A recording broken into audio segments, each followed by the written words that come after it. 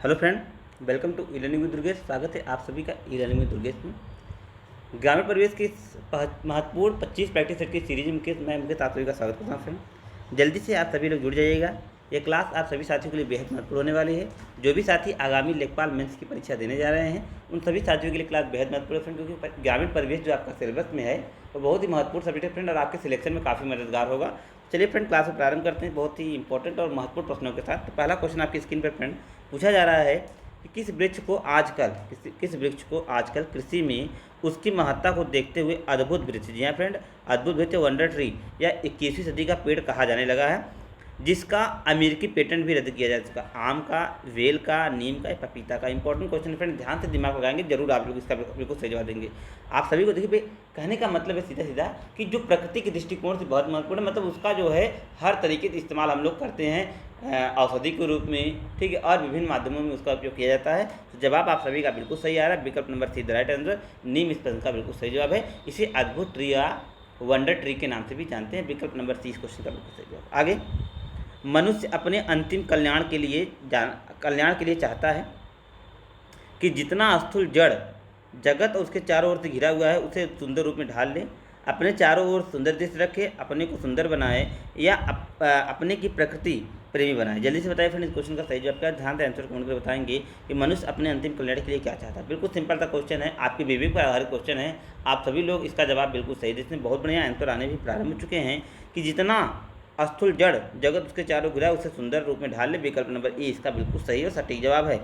आगे बढ़ेंगे, उत्तर प्रदेश में उगाई गई निम्नलिखित फसलों में से किसकी अवधि न्यूनतम है। चना, जौ, अरहर या मूंग। बिल्कुल सिंपल क्वेश्चन है फ्रेंड, आप सभी लोग कृषि से जुड़े हुए हैं, हम सभी किसान वर्ग से जुड़े हुए हैं, तो ये क्वेश्चन का जवाब हम सभी का बिल्कुल सही होना चाहिए।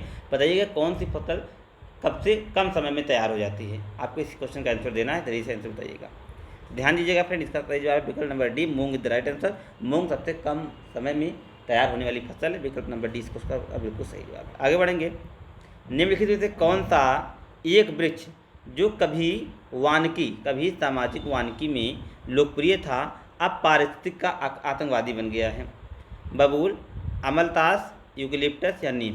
ध्यान से प्रश्न का आंसर कमेंट करिएगा। अगर एक से दो बार आप प्रश्न को पढ़ेंगे तो निश्चित तौर पर बिल्कुल सही आंसर कमेंट करेंगे। जी हाँ फ्रेंड, आप अगर इतना ही अगर लाइन आप पढ़ेंगे तब पर भी आपका जवाब देखिए, पारिस्थितिक का आतंकवादी यूकेलिप्टस को कहा जाता है, जो कि इसका बिल्कुल सही जवाब है। विकल्प number C the right answer. C comment करने वाले सभी साथियों के जवाब बिल्कुल सही है। बीपीएल, बिलो पावर्टी लेवल के लिए खाद्यान्नों का निर्गम आर्थिक मूल्य का कितने प्रतिशत निर्धारित करता है। 30, 50, 55 और 60। बताइएगा इसका सही जवाब क्या है। बीपीएल जो खाद्यान्न है उनके लिए कितने प्रतिशत जो है आर्थिक मूल्य निर्धारित करता है। विकल्प आंसर कमेंट करके बताइएगा इस क्वेश्चन का सही जवाब क्या है। जल्दी से बताएंगे इस प्रश्न का सही जवाब क्या है। फटाफट सभी साथी कमेंट करके बताएंगे। जी हाँ, बहुत बढ़िया, आंसर आने प्रारंभ हो चुके हैं। सभी साथी जल्दी जल्दी आंसर कमेंट करिएगा। बहुत बढ़िया, बी द राइट आंसर। 50% इसका बिल्कुल सही जवाब है। लोक नृत्य राहुला का संबंध यूपी के किस क्षेत्र से है। पूर्वी से है, पश्चिमी से है, मध्य से है या बुंदेलखंड से है। तो राहुला पूछा जा रहा है फ्रेंड, तो राहुला लोक नृत्य का संबंध यूपी के बुलंदखंड क्षेत्र से है। जी हाँ फ्रेंड, राहुला बुलंदेलखंड क्षेत्र से संबंधित है। विकल्प नंबर डी इसका बिल्कुल सही जवाब है। आगे, न्यूनतम आवश्यकता कार्यक्रम की संकल्पना निम्नलिखित में से किसकी एक पर्यायवाची है। अंत्योदय दृष्टिकोण का, भोग से मुक्ति के, मानव विनियोजन दृष्टिकोण से और अधोसंरचना विकास दृष्टिकोण से। बताइए इसका सही जवाब क्या है। जल्दी से आंसर कमेंट कर बताएंगे इस क्वेश्चन का सही जवाब क्या है। जी हाँ, तो न्यूनतम आवश्यकता कार्यक्रम की जो संकल्पना फ्रेंड हुआ है आपके अधोसंरचना विकास दृष्टिकोण की संकल्पना की एक पर्यायवाची है। विकल्प नंबर डी इस प्रश्न के लिए बिल्कुल सही जवाब होंगे। और जिन साथियों ने डी कमेंट किया उन सारे साथियों के जवाब बिल्कुल सही है। आगे बढ़ेंगे, उत्तर प्रदेश में अनुसूचित जनजातियों की सर्वाधिक सांद्रता निम्नलिखित किस जनपद में है। चित्रकूट, गोंदा, लखीमपुर खीरी, सोनभद्र। तो याद रखेंगे फ्रेंड, उत्तर प्रदेश में जो सर्वाधिक जनजाति पाई जाती है वह आपके यहाँ पर पूछा जा रहा है सर्वाधिक सांद्रता पाई जाती है अनुसूचित जनजातियों को लखीमपुर खीरी में। विकल्प नंबर डी इसका बिल्कुल सही जवाब है। सी इसका बिल्कुल सही जवाब है, Lakhimpur Kheri the right answer. Lakhimpur Kheri इस क्वेश्चन का बिल्कुल सही जवाब है। यहाँ पर अनुसूचित जनजातियों की सर्वाधिक सांद्रता देखने को मिलती है।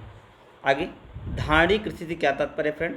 पिछले सीरीज सेट में हम लोग इस क्वेश्चन को हल कर चुके हैं। धारणी कृषि पूछा जा रहा है, आत्मनिर्भरता, विश्व व्यापार संगठन के मानकों के अंतर्गत कृषि निर्यात तो आयात पर कर लगाना, भूमि का इस प्रकार प्रयोग करना ताकि गुणवत्ता अक्षुण्ण बनी रहे, कृषि प्रयोग हेतु अप्रयुक्त भूमि का प्रयोग में लाना। यहाँ फ्रेंड कृषि प्रयोग हेतु अप्रयुक्त भूमि का प्रयोग में लाना।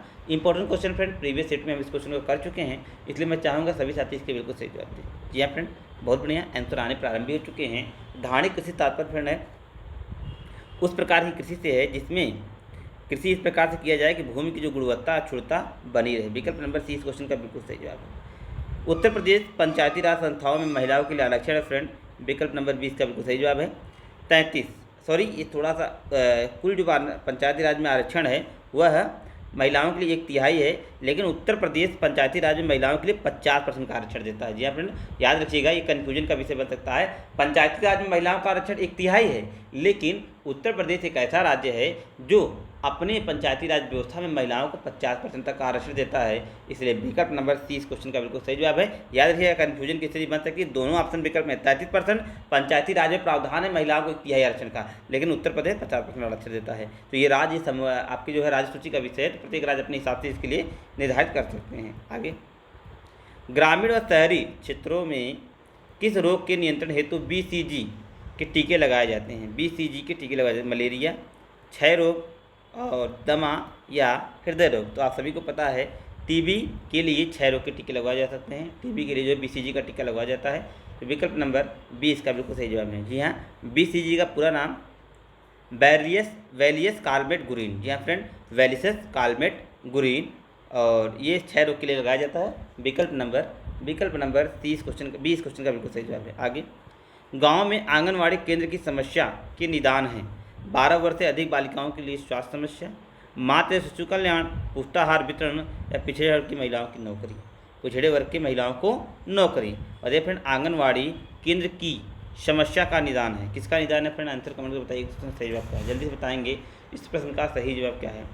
फटाफट सभी साथी आंसर कमेंट करेंगे फ्रेंड। इसका सही जवाब है मातृ एवं शिशु कल्याण इज द राइट आंसर, विकल्प नंबर 20 क्वेश्चन का बिल्कुल सही जवाब। भारत में किस प्रकार के उर्वरकों की खपत सर्वाधिक है?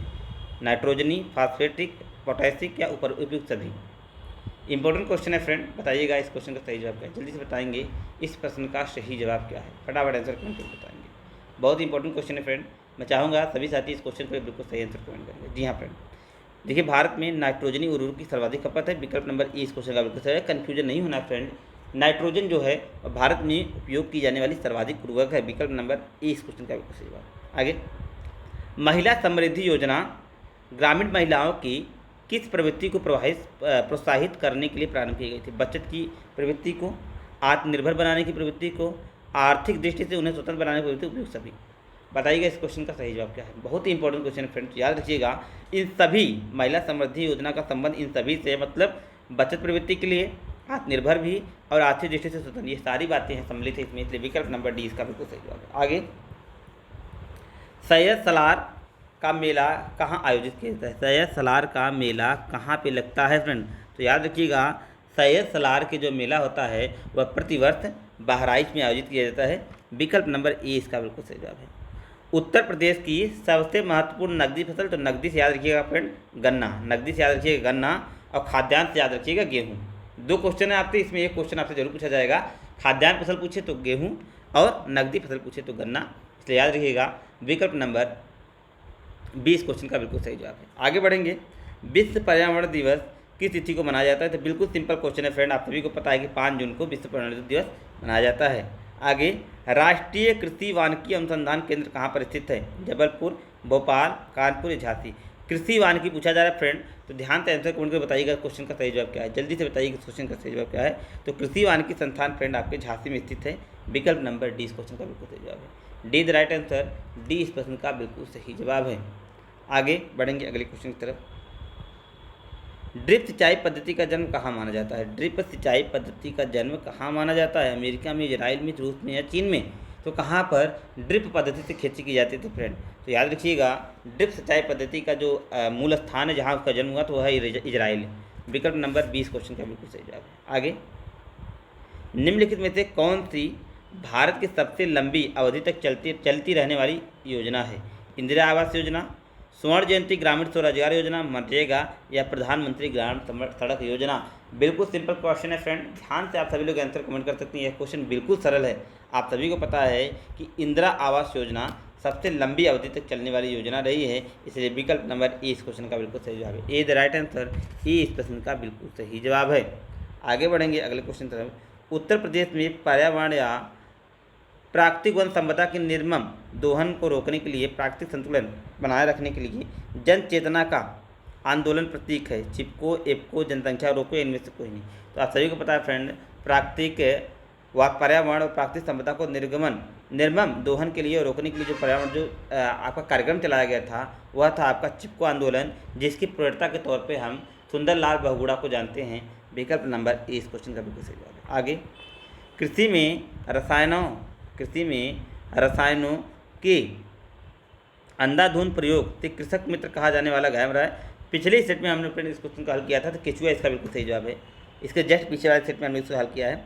अगला क्वेश्चन है, हिंदू मुस्लिम एकता का प्रतीक सुलह उत्सव प्रत्येक वर्ष फरवरी में आगरा में मनाया जाता है। विकल्प नंबर डी इस क्वेश्चन का बिल्कुल सही जवाब। फ्रेंड याद रखिएगा कि हिंदू मुस्लिम की एकता का प्रतीक सुलह उत्सव प्रतिवर्ष फरवरी माह में आगरा में मनाया जाता है। विकल्प नंबर डी इस क्वेश्चन का बिल्कुल सही जवाब है।